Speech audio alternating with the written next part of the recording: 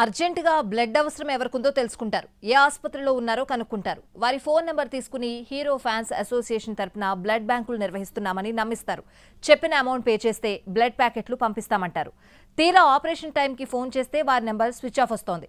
విశాఖలో కొందరిని ఇలాగే బురిడి కొట్టించారు సైబర్ నేరగాళ్లు. సైబర్ నేరగాళ్లు కొత్త దారులు వెతుక్కుంటున్నారు.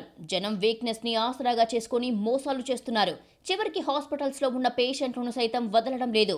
అత్యవసరంగా ఏ గ్రూప్ బ్లడ్ అవసరమో తెలుసుకుంటారు. తీరా డబ్బులు చెల్లించాక హ్యాండ్ ఇస్తున్నారు. అనకాపల్లి జిల్లాకు చెందిన ఓ మహిళ వైద్యం నిమిత్తం విశాఖలోని ఓ ప్రైవేట్ హాస్పిటల్లో అడ్మిట్ అయ్యింది. 2 రోజుల్లో గుండె ఆపరేషన్ ఉందనగా పేషెంట్ బంధువులకు కొంతమంది గుర్తు తెలియని వ్యక్తుల దగ్గర నుంచి ఫోన్లు వచ్చాయి. తాము బ్లడ్ బ్యాంకుల్లో పనిచేస్తున్నామని, మీకు ఏ గ్రూప్ అవసరమైతే ఆ గ్రూపు రక్తం ఇవ్వడానికి సిద్ధంగా ఉన్నామంటూ నమ్మించారు.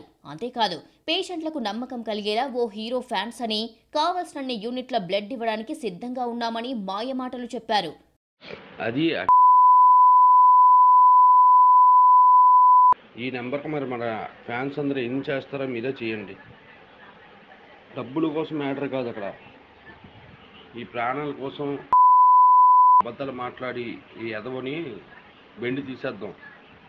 అత్యవసర స్థితిలో ఉన్న ఆ పేషెంట్ కుటుంబ సభ్యులు అది నమ్మి ఓ 4 వ్యక్తులకు వేర్వేరు అకౌంట్లకు సుమారు 10,000 రూపాయల వరకు పంపించారు. తీరా పేషెంట్ ఆపరేషన్ టైం వచ్చేసరికి ఫోన్లు స్విచ్ ఆఫ్ చేసి బురిడీ కొట్టించారు. మోసపోయామని గుర్తించిన బాధితులు 1930 హెల్ప్ లైన్ కు ఫోన్ చేసి కంప్లైంట్ చేశారు.